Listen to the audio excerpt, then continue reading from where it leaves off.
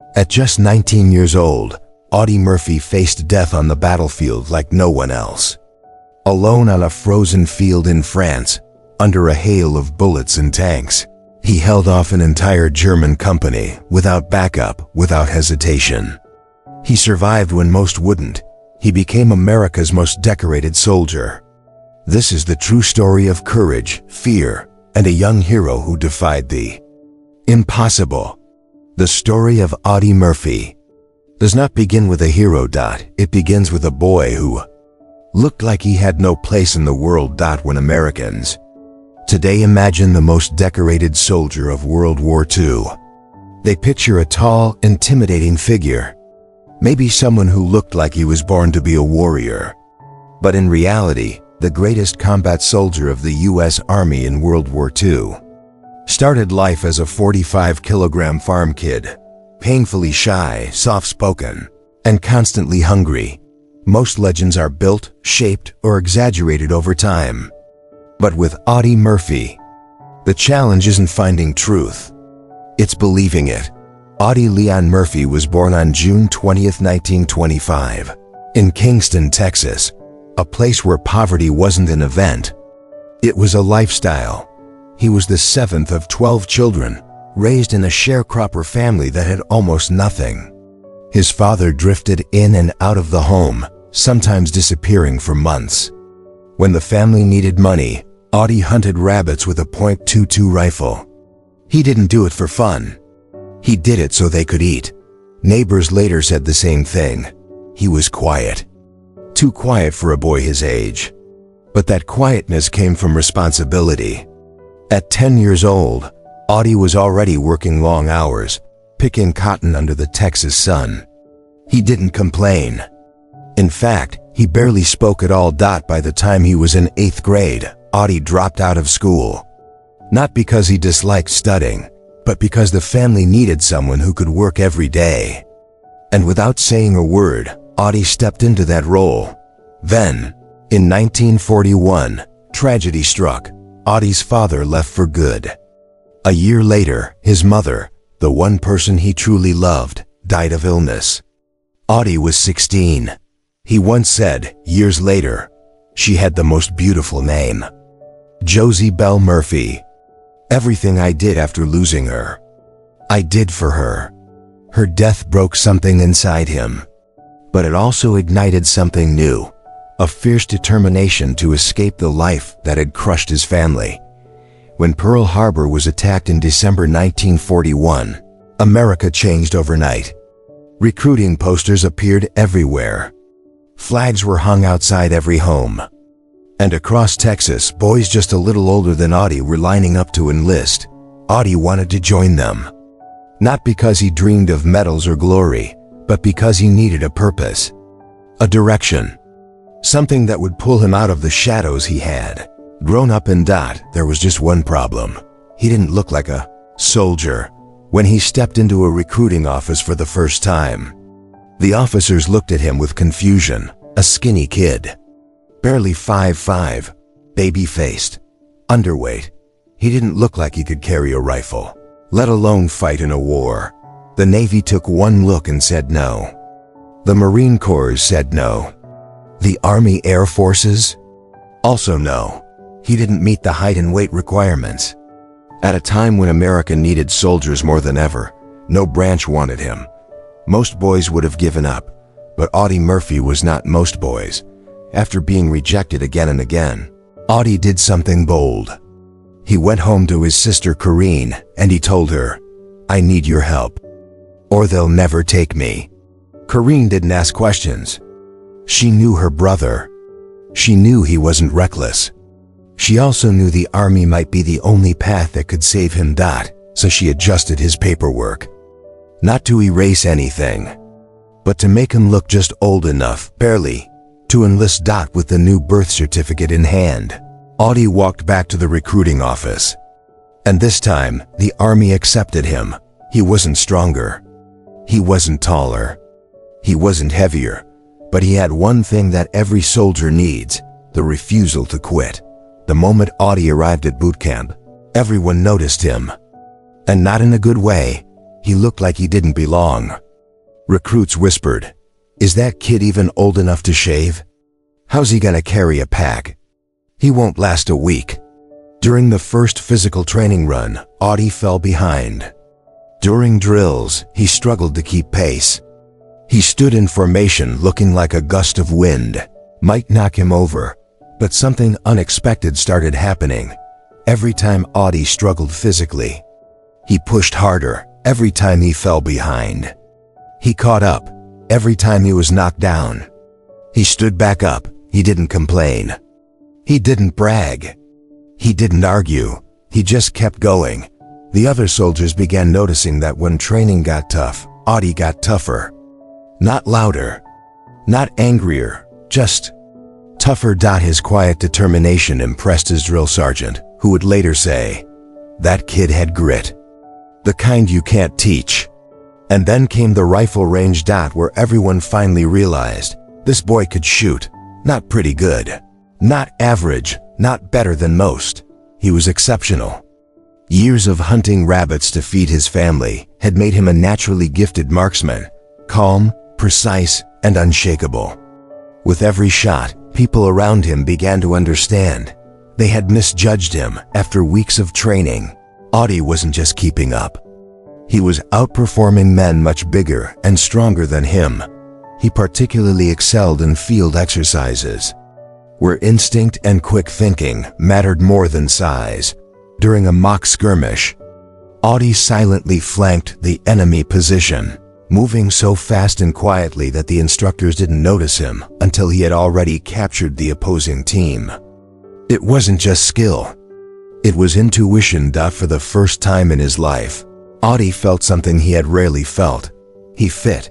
He no longer looked like a 45-kilogram farm kid. He looked like a soldier. And then, news arrived. The front lines in North Africa and Italy were bleeding American forces. The war was escalating faster than expected. The army needed replacements, men who could handle real combat, men like a UDIE. In early 1943, Audie Murphy was assigned to the 3rd Infantry Division, an elite unit destined for some of the toughest fighting in the European theater. As he boarded the troopship heading across the Atlantic, he carried almost nothing with him: a duffel bag, a photo of his mother, and the belief that he somehow had to prove himself. Not to the army, but to the memory of the woman who had raised him on the deck of the ship. Surrounded by hundreds of recruits, most boys were talking excitedly, imagining glory, imagining quick victories. Audie stood alone, watching the ocean stretch endlessly forward. He didn't know it yet, but the battles waiting for him in Sicily, in Italy, in France would turn this quiet, underestimated Texas boy into a symbol of American courage the world would never forget. This was the last day he would ever be the boy no one wanted. From here on, he would become the soldier no one could stop. When Audie Murphy stepped off the transport ship and onto the rocky soil of North Africa, he expected fear. He expected panic. He expected that moment, the moment every soldier talks about, when the reality of war finally hits. It never came. Instead, he felt something different, something strange, something he would only understand years later. He felt calm. North Africa in 1943 was not the place for calm. It was the staging ground where the U.S. Army gathered its forces before pushing into Sicily. Soldiers trained in the desert heat learned to march under the sun until their boots felt like boiling metal. Men complained, argued, wrote home about the miserable conditions. But Audie, used to Texas summers and cotton fields, simply blended in and kept moving. He slept on sand. He ate quickly. He studied everything: the commanders, the weapons, the terrain. He was still the smallest man in his company, still the quietest, but officers began noticing that he picked up tactics faster than most recruits. He didn't just follow orders. He understood them. Soon, rumors spread among the men. That kid learns fast. He doesn't talk much, but he sees everything. You watch. That boy's gonna be trouble for the Germans. When the orders finally came down, the 3rd Infantry Division would invade Sicily. No one knew how the coming weeks would shape them. They only knew the real war was waiting. On the night before the landing, Audie sat on the edge of his cot, cleaning his rifle again and again, even though it was already spotless. Around him, soldiers played cards, cracked jokes, tried to mask their fear. But Audie didn't join them. He rarely did. He wasn't unfriendly. But something about him seemed distant, as if part of him lived somewhere else, somewhere quieter, somewhere that had nothing to do with gunfire or explosions. Then the loudspeaker crackled. "All units prepare for loading." Audie stood up, slung his rifle over his shoulder, and walked toward the trucks without a word. One of his bunkmates whispered to another, "I swear, that kid's nerves are made of steel." The invasion fleet carried them into the Mediterranean, toward Sicily, toward their first real taste of war. The sea was calm, but no one on board was. Artillery thunder echoed from the coastline long before they saw it. The smell of smoke drifted over the water. Pilots flew overhead in tight formations, and the surface of the sea shimmered with the reflections of their wings. Audie walked to the railing, staring at the island ahead. His heart didn't pound. His hands didn't shake. Instead, he remembered hunting in the woods back home, how he used to track a deer by watching the leaves move. He remembered silence. He remembered patience.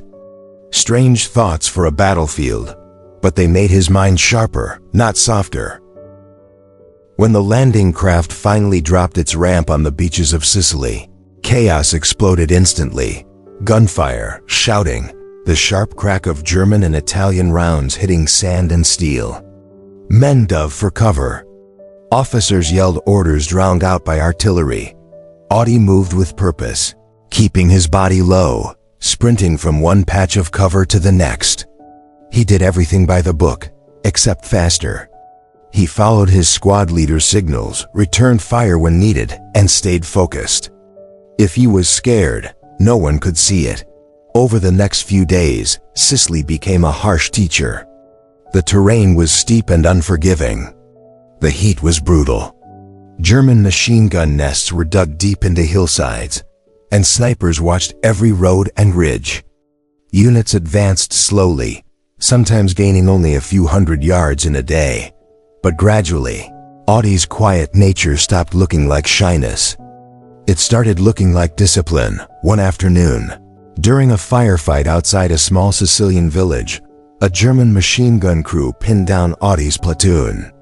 The gun was positioned behind a stone wall, firing in long sweeping bursts that forced American soldiers to dig into the dirt. A corporal beside Audie shouted, "We're stuck here. We can't move." Without thinking, Audie scanned the field, the rocks, the dry shrubs, the line of fire. He spotted a narrow gap on the flank where the gun couldn't aim easily. It was risky. It was almost reckless. But it was also the only option. While everyone stayed down, Audie slipped to the side, crawling on elbows and knees, inch by inch through dry grass, dirt sticking to his sweaty face. The machine gun kept firing toward the main group, unaware of the silent shape moving around its blind spot.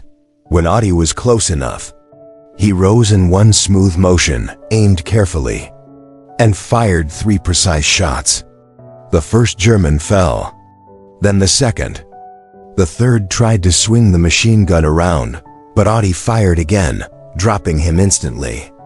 The entire exchange took less than 10 seconds. For a moment, the battlefield fell silent. Then his platoon surged forward. After the fight, the squad leader approached him, stunned. "Murphy, how did you even get over there?" Audie shrugged. "I saw an opening." "That wasn't an opening," the sergeant replied. "That was suicide." But the truth was obvious. Audie Murphy had something that couldn't be taught. Instinct. Sharp shooting.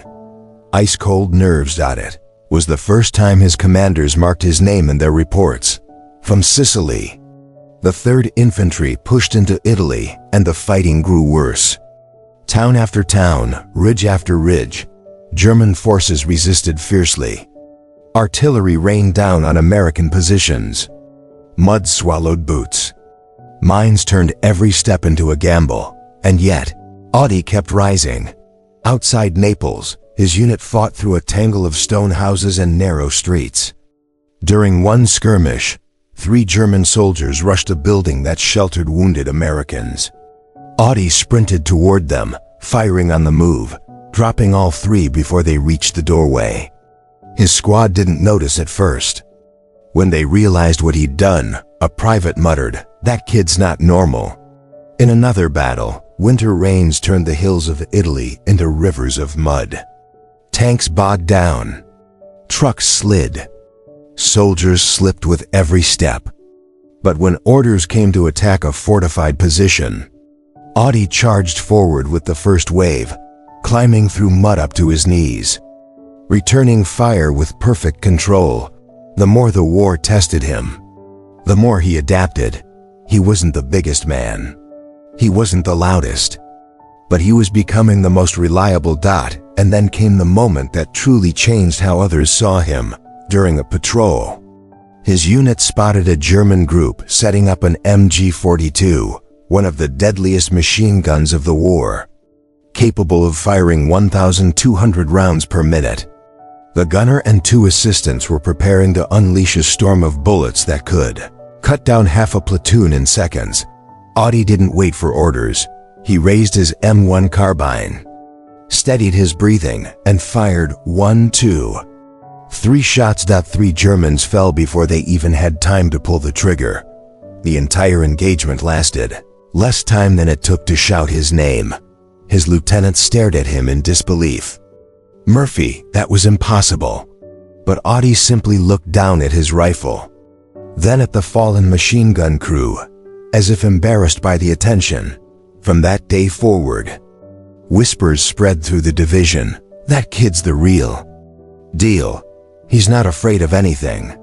He's gonna earn himself a medal before this war's over." But Audi wasn't thinking about medals. He thought about survival. He thought about his mother. He thought about the men beside him. Every battle in Italy made him harder, sharper, more instinctive. What began in Sicily, the transformation from farm boy to soldier, was now accelerating. The commanders could see it. His squad could feel it. Even the enemy, though they didn't know his name, began to feel the force of his presence. Audi Murphy wasn't just adapting to war, he was becoming one of the finest combat soldiers the U.S. Army had ever seen. Snow fell across northeastern France like a thin white veil, softening the ruined edges of burned farmhouses and shattered roads. But nothing about the winter of 1945 was soft. Temperatures dropped far below freezing. German resistance grew more desperate by the hour, and every soldier in Audi Murphy's unit felt the exhaustion of months of non-stop combat. Yet the mission was clear: push forward and hold the line. The Allies were closing the final chapters of the war, but the fighting ahead would be some of the fiercest Murphy would ever face. By this point, Audi wasn't just another infantryman. He had already earned multiple decorations. And although he was still barely 20 years old, his fellow soldiers trusted his instincts more than anyone's. He had learned to read the battlefield in a way that felt almost unnatural. Some men fought because the army trained them to. Others fought because anger or revenge drove them. Audi fought because people around him depended on him, and because stopping meant someone he cared about might not make it home. That simple truth pushed him forward long after fear or cold should have stopped him. His company had been assigned to hold defensive positions near the town of Holzwehr. The ground was icy and uneven, the trees stripped bare by winter. Most of the men just wanted a warm meal and an hour of real sleep, but Germany was preparing one last major push. Rumors traveled fast through the unit enemy armor was moving in the area, and the 3rd Infantry Division, stretched thin as it was, needed every available soldier on the line. one night. As the wind whistled through the trees like a warning, Murphy and his friend, Private Anthony Tom Houston, shared a rare quiet moment. They had fought side by side ever since Italy, and the war had carved a kind of brotherhood between them that nothing else could. Houston was older, steadier, with a calm presence that balanced Murphy's razor-sharp focus. To Audie, he wasn't just a teammate, he was the man he trusted most. They talked about home. Houston joked about the first big meal he'd eat when he got back. Audie smiled but never made promises about the future. He had seen enough battle to know the war didn't care about dreams. Still, in the freezing dark, talking felt like a way to keep the world human. At dawn, German artillery cracked open the quiet. The men jolted awake as shells tore through the tree line. Everyone scrambled into position, machine gun crews, riflemen, officers shouting orders above the roar of incoming fire. Murphy grabbed his gear and ran forward, Houston right behind him. The Germans were testing the line. Their reconnaissance forces probed the American defenses, firing short bursts and quickly pulling back. It wasn't a full attack, not yet. But Murphy knew what it meant. They were studying the terrain, counting the guns, preparing something bigger. Late that afternoon, everything changed while repositioning near a small clearing. Audie and Houston moved with the squad to inspect a section of forest where earlier movement had been reported. Snow crunched under their boots. Visibility was low, the air thick with the heavy silence soldiers learned to fear. Then, through the white haze, automatic fire erupted. German soldiers hidden among the trees opened up at close range. Chaos ripped through the squad. Men dove for cover behind logs and frozen ditches. Audie hit the ground hard, his rifle pressed against his shoulder as he scanned for targets. Tom left side. He shouted. Houston swung around, providing covering fire so Murphy could reposition. They'd done this dance so many times that neither had to think, but the ambush was too close, too fast. One German soldier hurled a grenade, and it landed near Houston. A deafening blast followed, kicking up snow and dirt. Murphy looked over and froze. Houston lay motionless. For a split second, the world narrowed. The gunfire became a distant, muffled thud. Audie felt his chest tighten, a cold shock hitting him harder than the winter air ever could. Every soldier learns that anyone can fall in an instant, but knowing it and seeing it happen to the person you trust most are two different realities. Something in him snapped, back into sharp focus. He wasn't panicked, and he wasn't angry. He was calm, far too calm for what was happening around him. He rose just enough to fire, eliminating the closest threat. Then he crawled toward Houston under a hail of bullets. He reached his friend, pressed 2 fingers to his neck, and knew immediately Houston was gone. The moment stretched, silent and heavy, but Murphy didn't have the luxury of grief. German soldiers were advancing. His squad was pinned down. If he didn't act, more men would die. He lifted his rifle, braced himself behind a fallen tree, and began firing with a precision that stunned everyone around him. His shots were deliberate, controlled. Each round found its mark. The German advance faltered as Murphy's fire tore through their front line. One by one, the attackers fell or retreated. Murphy coordinated the counterattack without needing orders.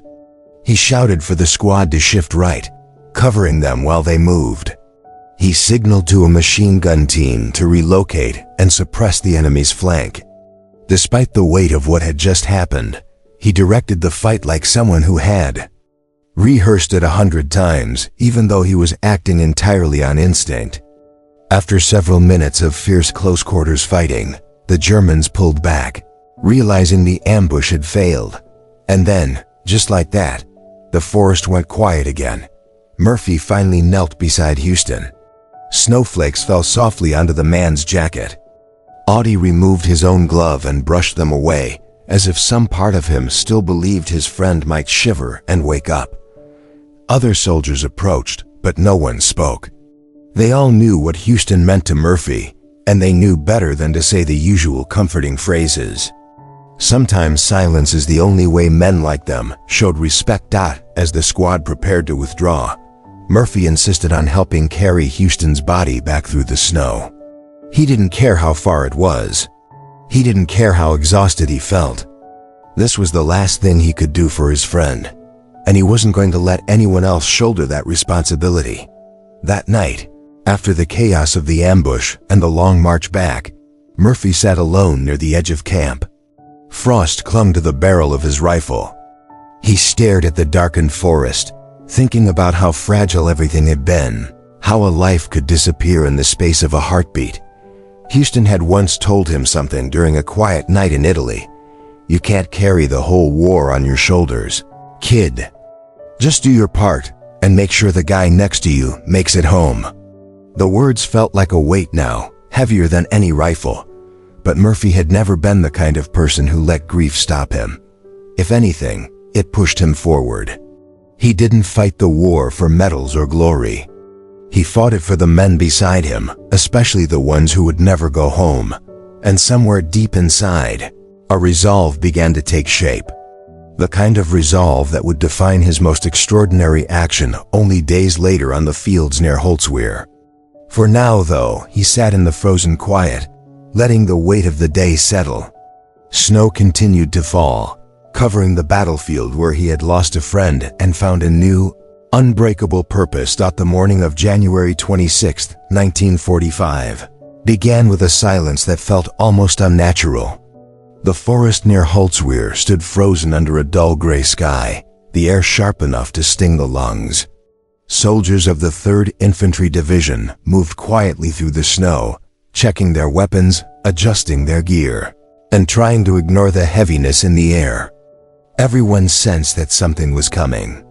The Germans had been probing the line for days, and experience told them a major attack was imminent. Audie Murphy walked the perimeter with a steady, almost mechanical focus.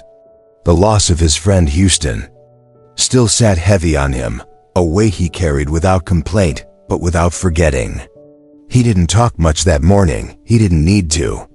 The men looked at him and saw someone who had fought every mile of this war with them, someone who rarely backed down, even when common sense said he should.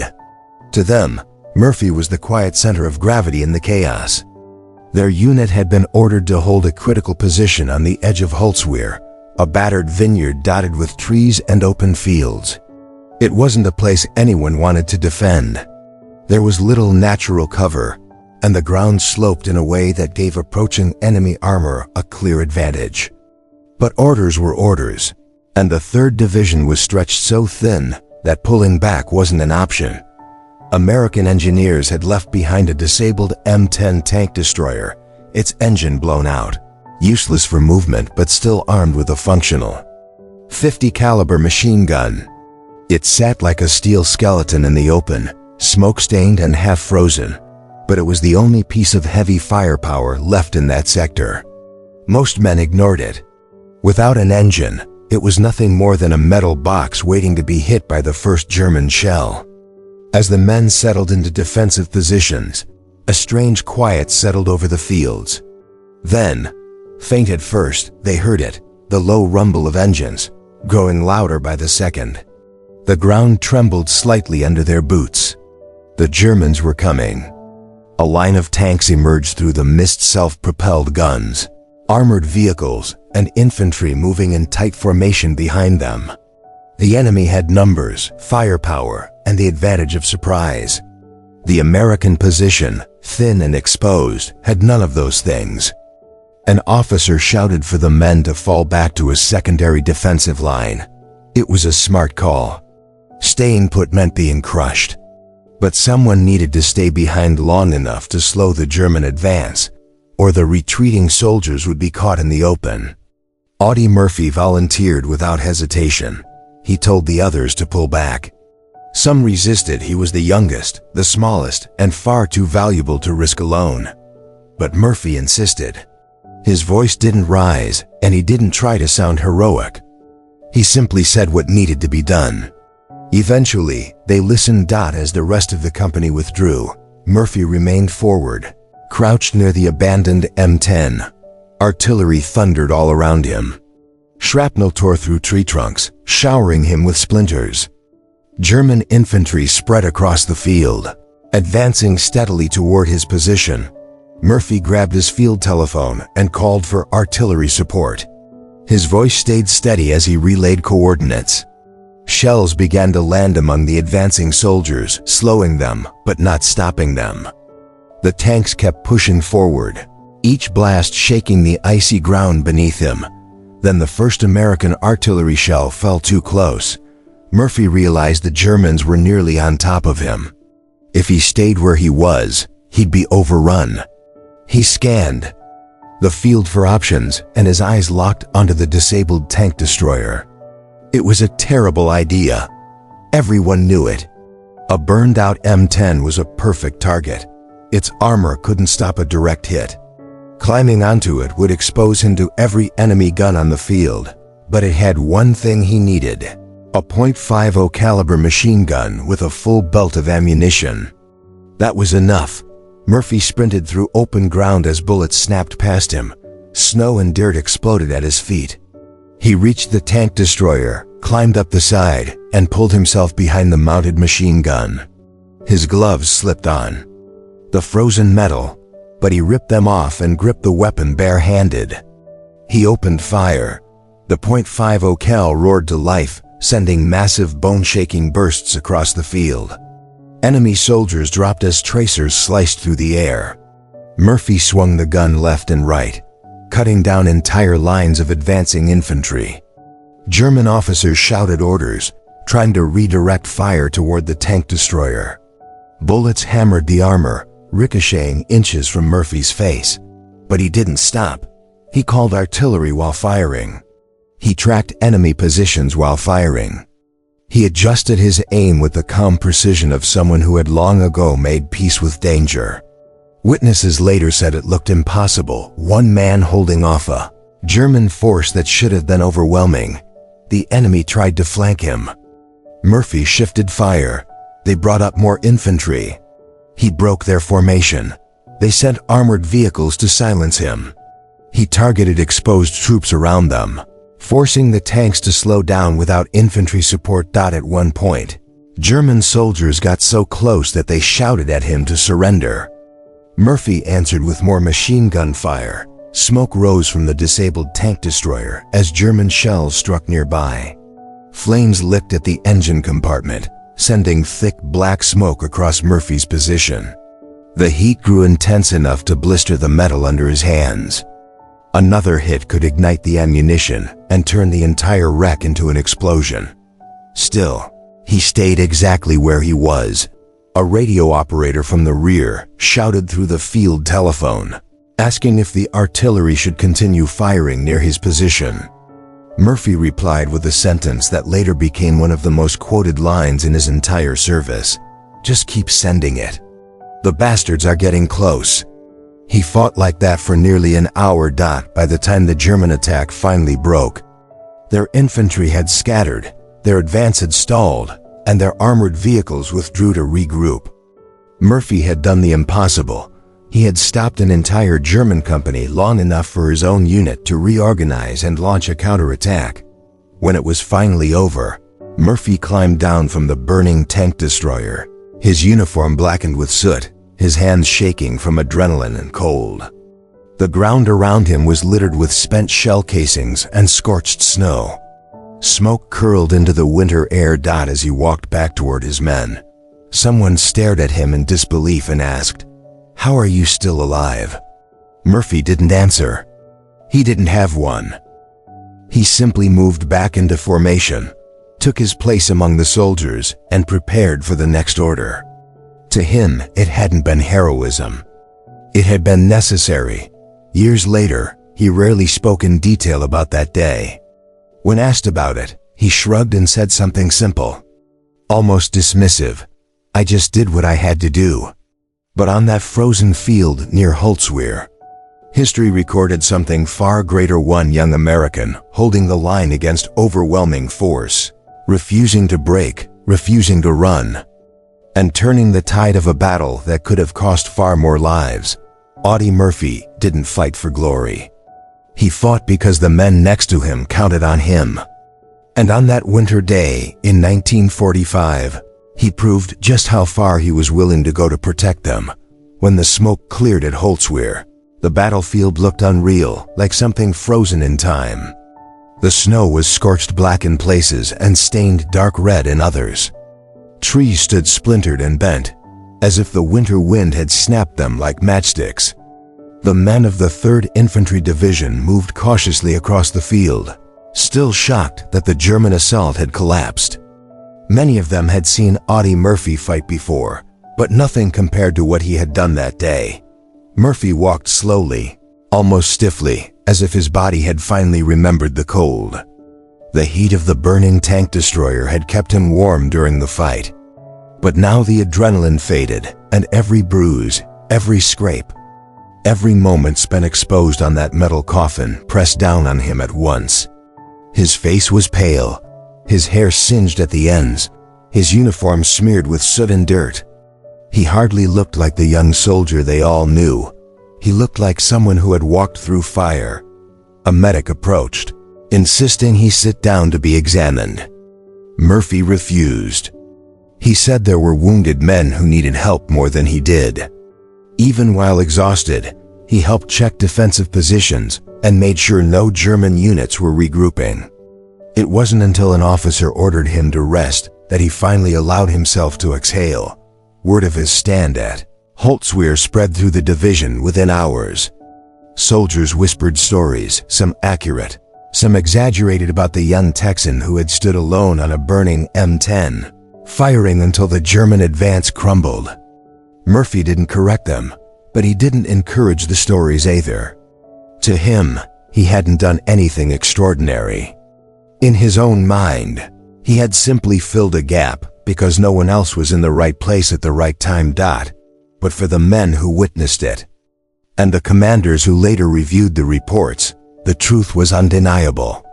What he had done wasn't just brave, it had changed the course of the battle. It had saved the lives of the soldiers retreating to safer positions. It had given the division the time it needed to reorganize and push back. In the days that followed, Murphy barely spoke about the event. When people brought it up, he changed the subject or shrugged. But the army wrote everything down.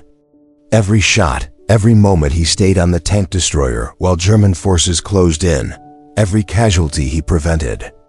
It all went into a report that soon made its way up the chain of command.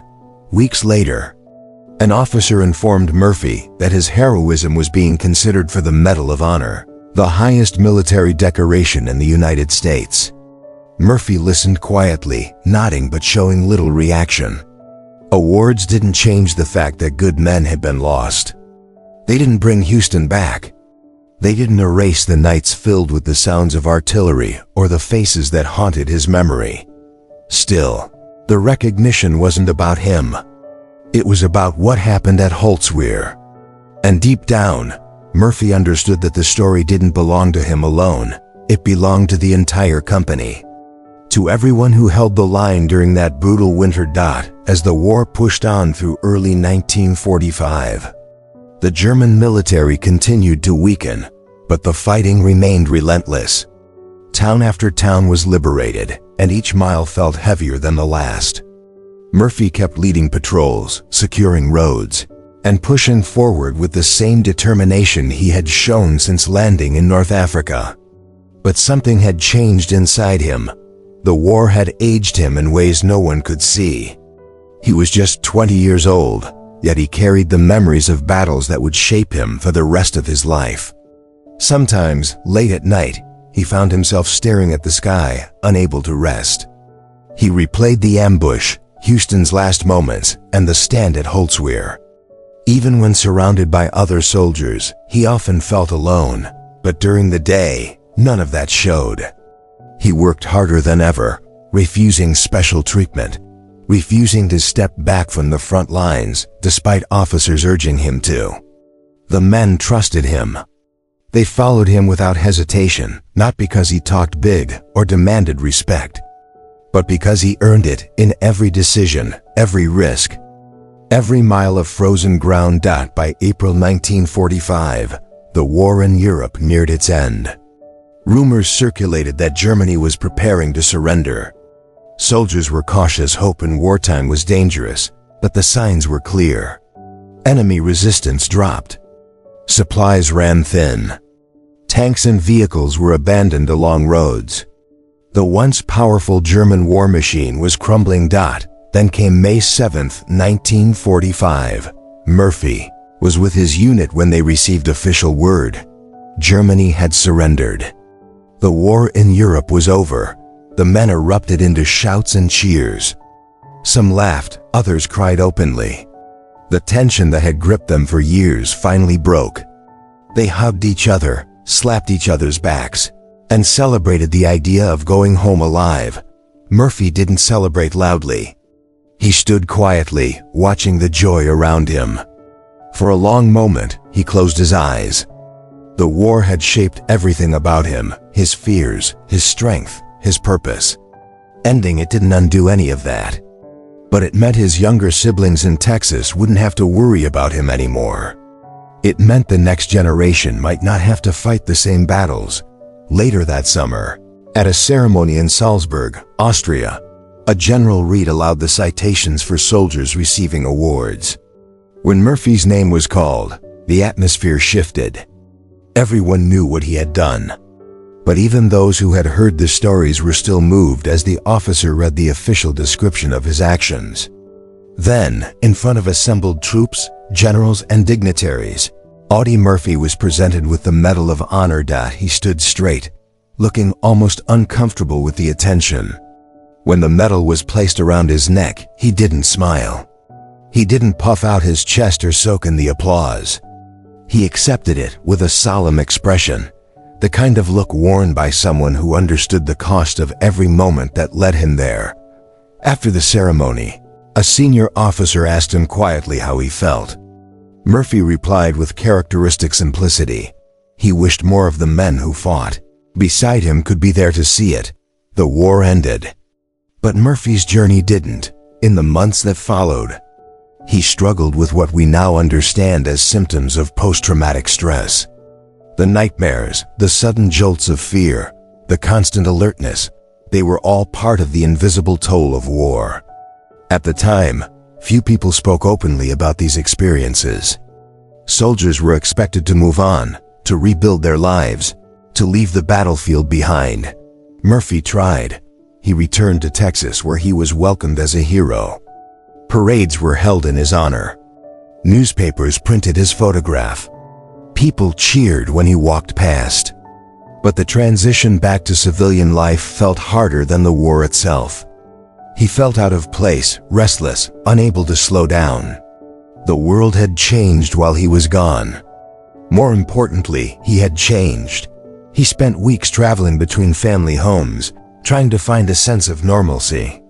He visited the graves of soldiers he knew, including the friends he lost in Italy and France.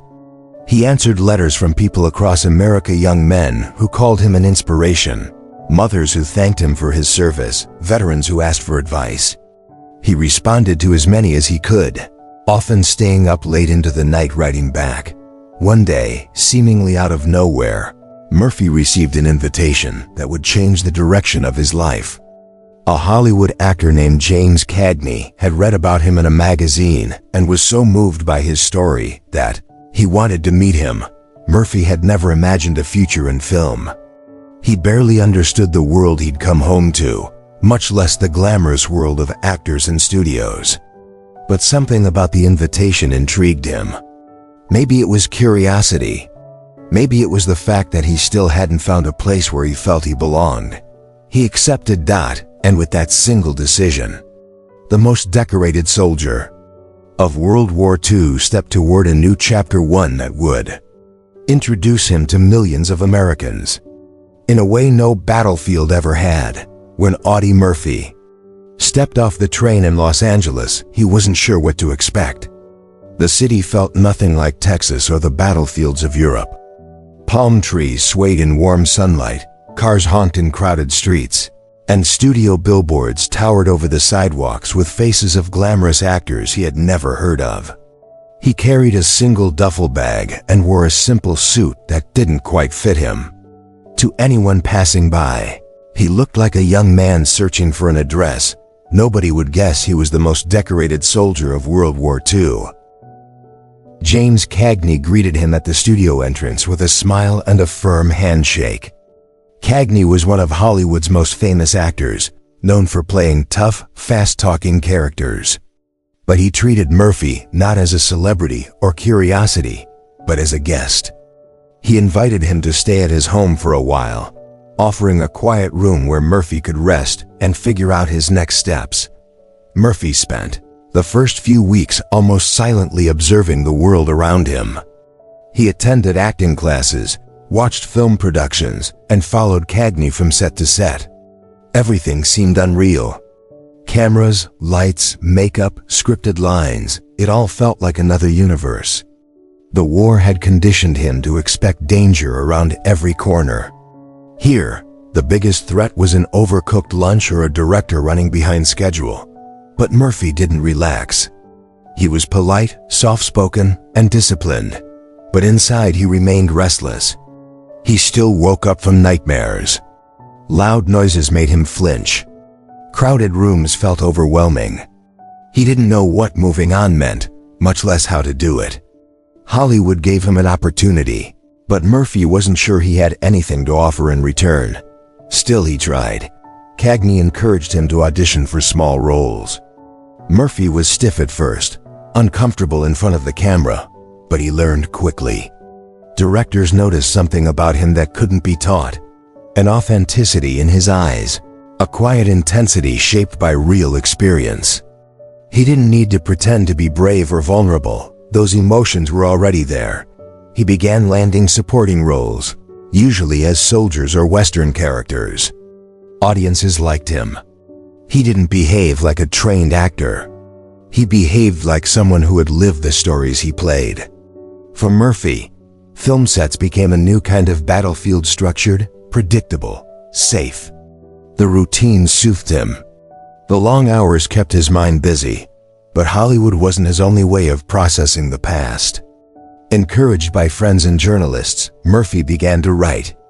At first it was scattered notes, memories from Europe he wished he could forget, but knew he had to confront. Those notes slowly became chapters. Those chapters became a manuscript.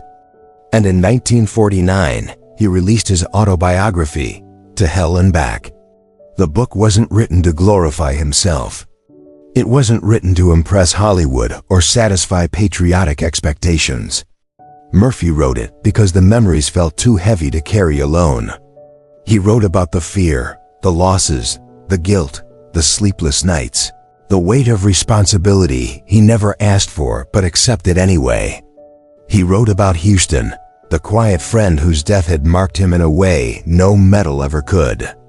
He wrote about the men whose courage he admired far more than his own. Readers were stunned. The book didn't sound like a boast from a war hero. It sounded like a confession from a young man who had been forced to grow up too fast. To Hell and Back became a national bestseller, reaching millions of Americans who had family members still struggling with their own wartime memories. Veterans wrote to him, thanking him for saying things they never could. Families told him the book helped them understand their sons and brothers. The nation saw the human being beneath the medals. Then Hollywood approached him with an offer that felt almost surreal. They wanted to make a movie based on his book, and they wanted Audie Murphy to play himself. He hesitated. Reliving the war on camera felt dangerous, emotionally and mentally. But he also felt a responsibility to tell the story accurately. No dramatization. No false heroics. No exaggeration. If his story was going to be told, it had to be told honestly. He agreed.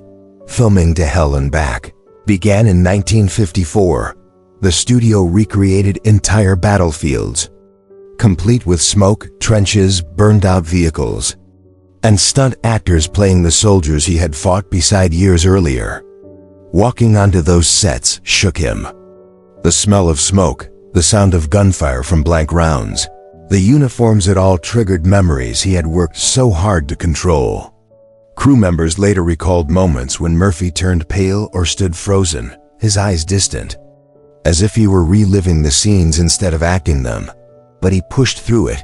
He delivered a performance that felt real because it was real. When the camera captured the fear in his eyes, it wasn't acting. When he shouted orders, the words came from muscle memory. When he held a rifle, he handled it like a man who had trusted one with his life. The film crew quickly understood they weren't directing a typical war movie. They were helping a veteran walk through the darkest parts of his past. When To Hell and Back premiered in 1955, audiences were overwhelmed. They watched a national hero portray his own journey with honesty and pain, without glamour or swagger. The movie became the highest-grossing film in Universal Studios history, a record it held for 2 decades. Murphy was suddenly more famous than he ever expected or wanted to be. People recognized him everywhere. They asked for signatures, photographs, stories. America saw him as a hero all over again, but fame didn't heal him. Behind the scenes, Murphy struggled with the same invisible wounds he had carried since the war. Today we would call it post-traumatic stress. Back then, it was rarely spoken about. Murphy experienced nightmares, anxiety, and long periods of depression.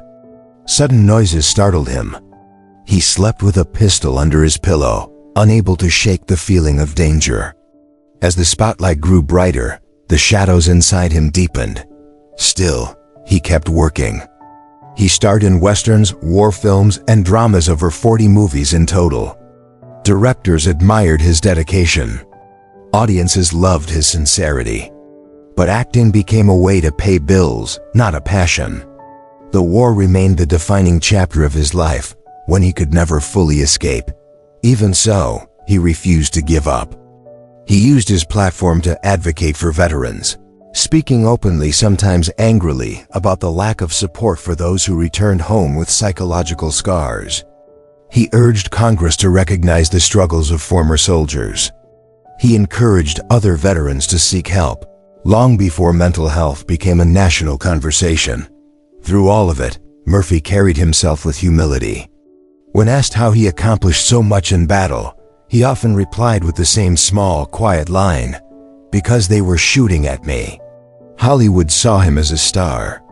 The military saw him as a hero. America saw him as a symbol of courage, but Murphy saw himself as a survivor, someone who made it through the war when many others didn't. He never claimed to be fearless or extraordinary. He never boasted. He simply kept moving forward, step by step, as he always had. By the late 1950s, his life had shifted into something steady. He had found love, started a family, and built a home. Acting roles continued to come his way, but so did the responsibilities he placed upon himself, taking care of loved ones, supporting charities, advocating for veterans who had no voice. For the first time in a long time, Murphy felt something close to peace, but the world had not forgotten Holtzwehr. No matter how many films he made or interviews he gave, that snowy field in France remained the moment everyone returned to. The moment that defined him in the eyes of the nation. And in the years ahead, that legacy, along with the weight that came with it, would follow him through every chapter of his life. Hollywood had been calling Audie Murphy for months, but he kept ignoring the messages. He wasn't interested in fame. He didn't see himself as a hero, and the idea of stepping in front of a camera to play roles written by people who had never seen a battlefield felt strange to him. But the pressure kept building. By the late 1940s, America needed new symbols, faces that could represent victory, resilience, and hope after years of global trauma. Every studio saw Murphy as that symbol. When he finally agreed to visit Los Angeles, it wasn't because he wanted to become an actor. It was because he was flat broke. The army pay was gone. The medals didn't come with a pension big enough to support a stable life. And his attempts at finding regular work kept collapsing. Employers didn't want a war hero. They wanted someone who could sit behind a desk 8 hours a day. Murphy couldn't do that. Not with the memories he carried. His first moments in Hollywood were awkward. Agents stared at him like he was something rare, small, quiet, unpolished, yet carrying a reputation too big for any room. Directors tried to give him glamorous poses, dramatic lines, and heroic angles. None of that fit him. What did catch his attention was the idea of telling stories honestly, without pretending war was glorious. He didn't want to be turned into a myth. He wanted Americans to understand the real cost. His early acting attempts were rough.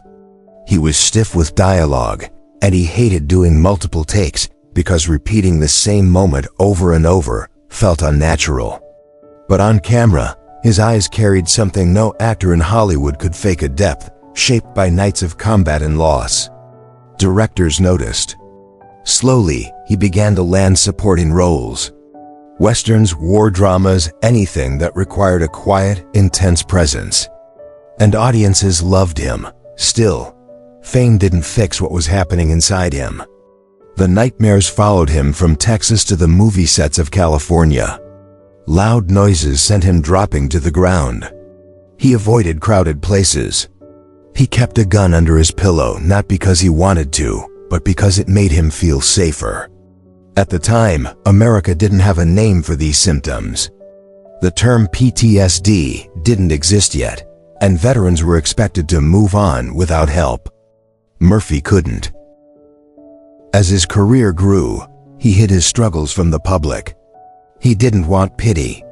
He also didn't want to disappoint the millions of people who saw him as the embodiment of bravery. Inside, he was still fighting battles no one could see. Then came the moment that would define his Hollywood legacy. A studio approached him with an idea that shocked everyone. They wanted Audie Murphy to star as Audie Murphy, to play himself in a movie adaptation of his memoir, To Hell and Back. Murphy hated the idea. He didn't want to relive the worst moments of his life on camera. He didn't want to see the faces of soldiers he had lost recreated by actors. And he didn't want audiences to mistake the film for entertainment. But eventually, he agreed, not because he wanted the role, but because he felt a responsibility. If a movie was going to tell his story, he wanted it told accurately. No exaggeration, no glorification, no false heroics. Just the truth. Filming was brutal for him. Every scene connected to real memories, real people, real trauma. It wasn't acting, it was reliving. Crew members often found him sitting alone between takes, staring into the distance as if he had stepped back into Europe. But his performance was raw, authentic, and powerful. When To Hell and Back was released in 1955, it became a national phenomenon. Audiences were stunned. Critics praised his honesty. Veterans said the film captured something real, something Hollywood had never gotten right before. It became the highest-grossing film in Universal Pictures history at the time, a record it held for 20 years. But despite the success, Murphy didn't feel proud. To him, the film wasn't a celebration. It was a memorial, a reminder of the friends who didn't come home. And he often said that he wished the story had ended differently, not with him on a movie screen, but with every soldier he fought beside, living a long and peaceful life. Even as his Hollywood career flourished, he couldn't escape the weight of responsibility he felt. Fame made him more visible, but inside, he carried the same quiet burden. The battlefield had shaped him, and even in front of bright studio lights, he remained the same young man who once stood on a burning tank destroyer, trying to protect his men. And now, with his movie career in full swing, America saw him as a legend. But Murphy himself knew the truth. He had never wanted to be one. By the late 1950s and into the 1960s, Audie Murphy had settled into a life that many Americans would envy. He was a movie star, a national hero, and an author whose story had inspired millions.